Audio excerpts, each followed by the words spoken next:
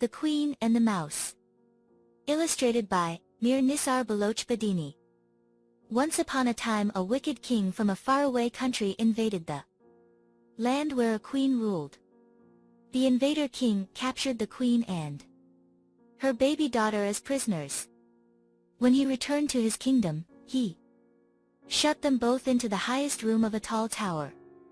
The room was very tiny and bare, with only one table and a very hard bed. Then the enemy king sent for a fairy who lived near his kingdom. He nearly pushed the fairy up the stairs to the queen's room. The fairy was touched by the sight of the queen's miserable condition. When she kissed the queen's hand, the fairy whispered to her, "Courage, madam. I think I see a way to help you." The queen whispered her thanks. Then the wicked king cried harshly, "Silence!" He turned to the fairy. "I brought you here for one reason. And one reason only. Tell me this, will this baby girl grow up to be a worthy bride for my son?" The fairy answered that indeed, the princess would grow up to have all the graces, intelligence and charms that was in every way worthy of a throne. The old king growled to the queen that it was lucky for them both that the fairy had said it would be so. He would save the baby's life to become the future bride for his son. From the highest room of the tower the fairy and queen could hear the king's son shrieking and demanding that his servants do this and that from way down below, his mean voice carrying over all other voices and noises. The king thundered that if baby and her mother would immediately have been hanged. Then he stamped off, taking the fairy with him, and leaving the poor queen in tears. "How can I wish my little daughter to grow up, only to be married to that horrid king's son?" she cried. "And yet if she were ill-fated, we would both be doomed right now. If only I could hide her away. Somewhere, anywhere. There must be someplace safe where the cruel king could never find her." But where could the infant be hid, since they were both stuck in that tiny room at the top of the tower? As the days went on, the queen and the little princess grew thinner and thinner.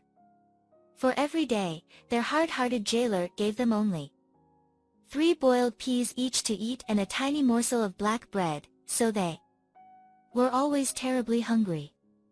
At last, one evening, as the queen sat at her spinning wheel, for she was also made to work day and night, she saw a tiny, pretty little mouse creep out of a hole.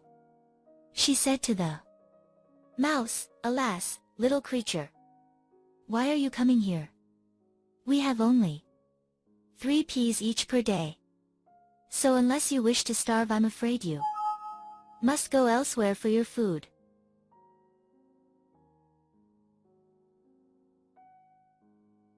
But the mouse ran hither and thither, and danced and twirled so prettily, that the queen clapped and laughed with joy. At last she gave the mouse her last pea, which she was keeping for her supper, saying, "Here, little one. I'm sorry I've nothing better to offer you. You're fine. Dancing deserves far more than this wrinkled little pea." She had hardly spoken, when upon the table appeared a succulent roast partridge and 2 dishes of preserved fruit. Amazed was she. Quickly the queen mashed a portion of the meat and fruit and fed her baby, who licked each spoonful with glee. Then the queen ate with great satisfaction herself, and offered what was left to the little mouse. The mouse danced even more charmingly than ever before. The next morning the jailer brought the queen and the princess daily allowance of 3 peas each, which he brought in upon a large dish, to make them look even smaller. As soon as the jailer left, the queen gave the mouse all 3 of her peas. The empty dish was instantly covered with all sorts of wonderful things to eat, and the queen shared a feast with her daughter once again. But afterwards, as she sat at her spinning wheel, she began to worry. That the fine meals could end any time, and even if they didn't, that her precious daughter was doomed to live as a prisoner, only to be forced to marry that horrid prince when she grew up. The queen despaired. Oh, if only I could think of some way to save her. As she spoke, she noticed the little mouse playing in a corner with some long straws. The queen began to braid the straws, thinking, if I had but enough straws I could make a basket with them. Then if I let my baby down in the basket from the window, perhaps a kind passerby might take care of her and raise her in freedom. By the time she had finished her thoughts, the little mouse had dragged in more and more straw, until the queen had plenty to weave her basket. The queen worked at it night while the little mouse danced for her. At lunch and supper time the queen gave the mouse the 3 peas and the bit of black bread, and always found something scrumptious in their place. She really could not imagine where all these yummy dishes were coming from. At last one day the basket was finished. The queen was looking out of the window to see how long a cord she must make to lower the basket to the bottom of the tower, when she noticed a little old woman down below leaning on her stick and looking up at her. The old woman said, I know your trouble, madam. If you like, I can help you. Oh, dear lady, said the queen. If you really wish to be of use to me, you will come later at a certain time I will tell you, and I will let down my poor little baby in a basket. If you will take her and bring her up for me, when I'm rich and free again, I will reward you splendidly. I don't care about any reward, said the old woman. And you can be sure your little daughter shall be well taken care of by me. But there is one thing I should like. You must know that I am very particular about what I eat. If there is one thing that I fancy above all else, it is a plump, tender little mouse. If there happens to be any mouse in your garret, just throw it down to me, that's all I ask. Well, when the queen heard this, she began to cry. The old woman, after waiting a few minutes, asked her what was the matter. Why, said the queen, there is only one mouse in this garret, and that is such a dear, sweet little thing that I cannot bear to think of its being killed. What? Cried the old woman in a rage. You care more for a miserable mouse than for your own baby. Goodbye, madam. I leave you to enjoy its company. For my own part, one thank my stars that I can get plenty of mice without troubling the likes of you. That night when the queen's baby was fast asleep, she packed it into the basket and wrote on a slip of paper, Here is my beloved but unfortunate little baby girl.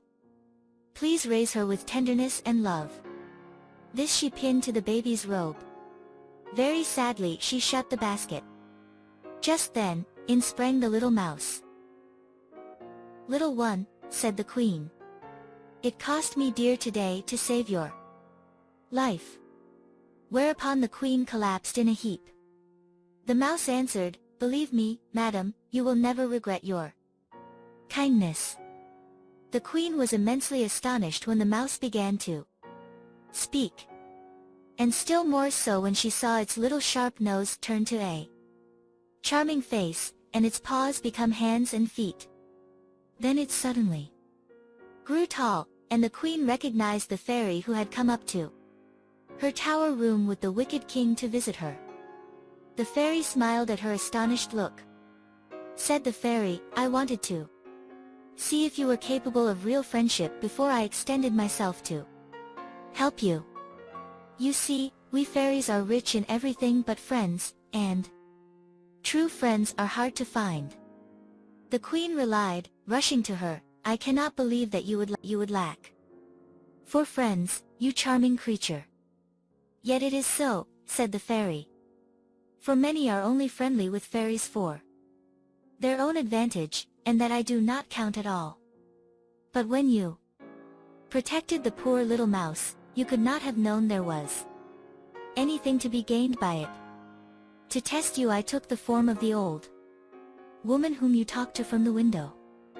I tempted you to forsake your little mouse friend. But this you did not do. Then I realized that you are indeed capable of true friendship. Turning to the little princess, the fairy kissed her rosy lips 3 times. The princess cooed and giggled. "Dear little one," said the fairy to the infant girl, "I am going to take you and your mother to my very own enchanted cottage, quite a distance from this wicked kingdom. There you both will be invisible to all others, and you, sweet baby, will grow up safe and free, and will be together with your mother."